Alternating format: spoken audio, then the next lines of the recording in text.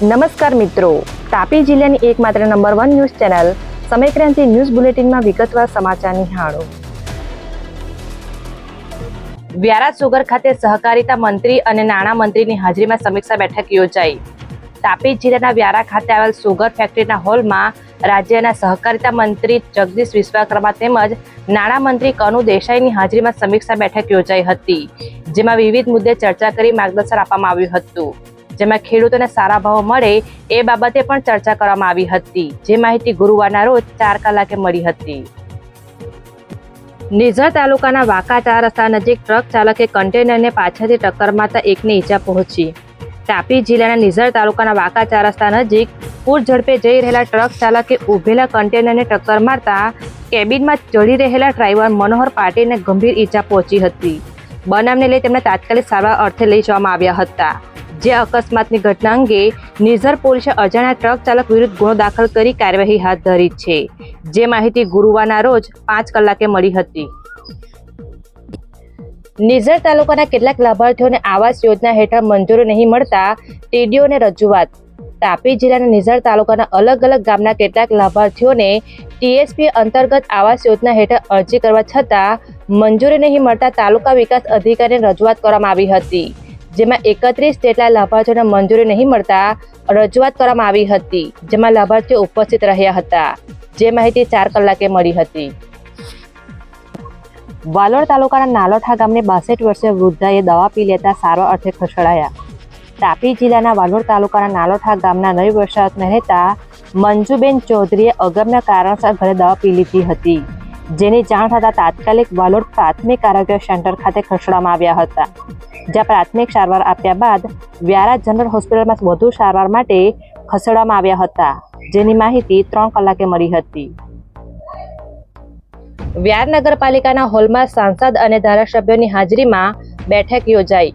તાપી જિલ્લાના વ્યાર નગરપાલિકાના હોલમાં સાંસદ સભ્ય અને ધારાસભ્યો તેમજ જિલ્લા પ્રમુખ સહિતના હોદ્દેદારોની હાજરીમાં બેઠક યોજાઈ હતી, જેમાં પુણ્ય શ્લોક અહલ્યાબાઈ હોલકરની 300મી જન્મજયંતિ નિમિત્તે કાર્યશાળાનું આયોજન કરવામાં આવ્યું હતું, જે માહિતી ગુરુવારના રોજ 1 કલાકે મળી હતી.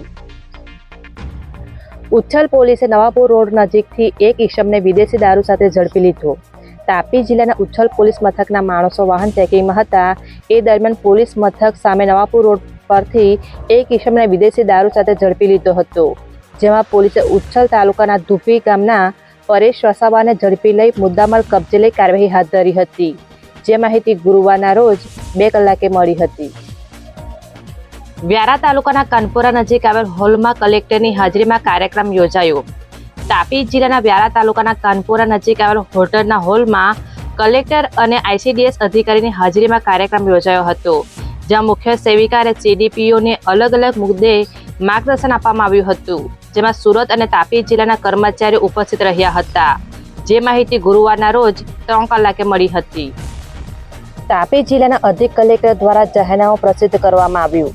તાપી જિલ્લાના અધિક નિવાસી કલેક્ટર દ્વારા એક જાહેરનામું પ્રસિદ્ધ કરવામાં આવ્યું છે, જેમાં જિલ્લામાં કામદારોને કામ પર રાખતી વખતે તેમના તમામ દસ્તાવેજો પોલીસ સ્ટેશનમાં જમા કરાવવાના રહેશે, જે મુદ્દા આવરી લઈ અલગ અલગ મુદ્દાને ધ્યાને લઈ જાહેરનામું પ્રસિદ્ધ કરવામાં આવ્યું હતું, જે માહિતી ગુરુવારના રોજ 5 કલાકે મળી હતી.